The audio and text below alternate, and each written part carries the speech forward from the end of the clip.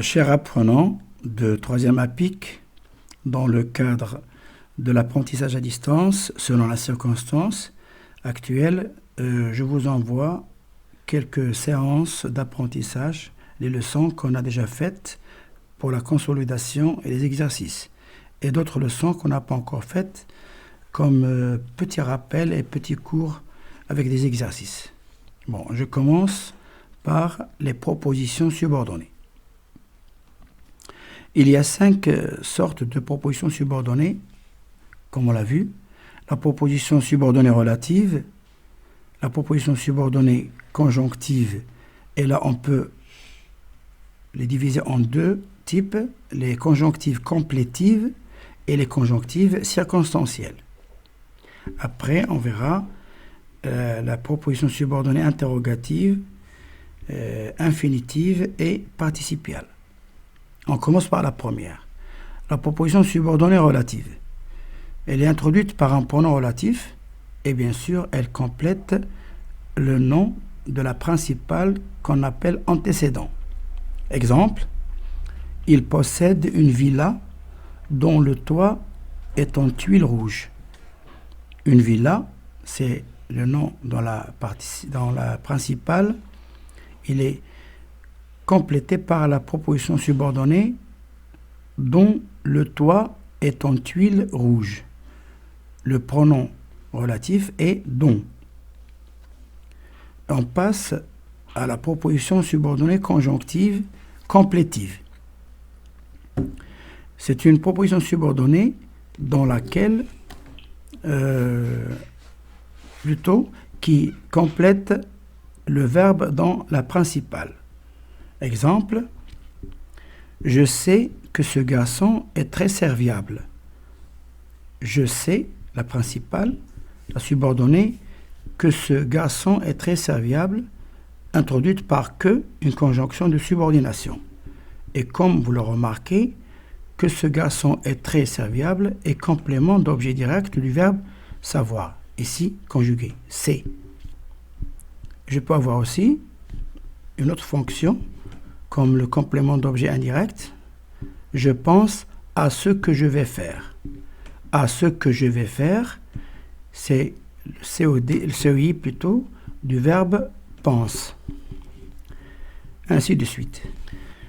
La proposition subordonnée interrogative, alors dans une phrase au style indirect, elle a le sens d'une question, d'une interrogation.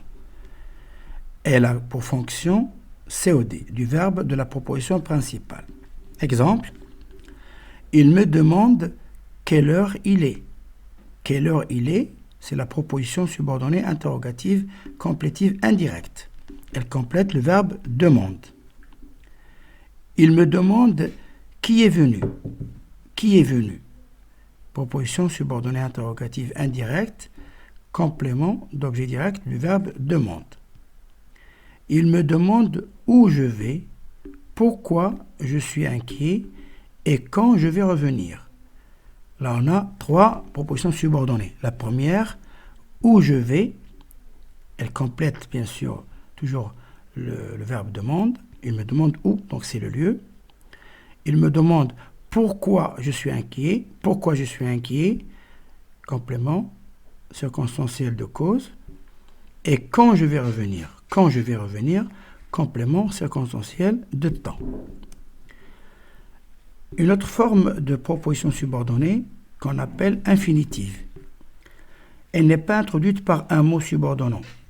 Elle comporte donc un verbe à l'infinitif, mais avec des verbes de perception. Je prends un exemple. Il voit les enfants jouer. Les enfants jouer. Proposition subordonnée infinitive, complément du verbe voir. Ici, voit, conjugué au présent. Vous remarquez, les enfants jouer. Le verbe c'est jouer avec ER, donc infinitif. La proposition subordonnée participiale, le dernier cas, elle n'est pas non plus introduite par un mot subordonnant.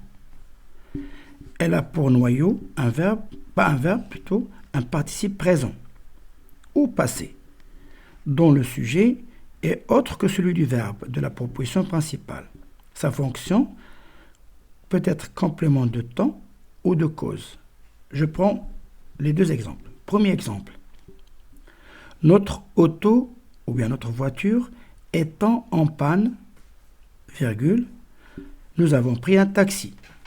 Alors, pourquoi avons-nous pris un taxi? Parce que notre auto était en panne.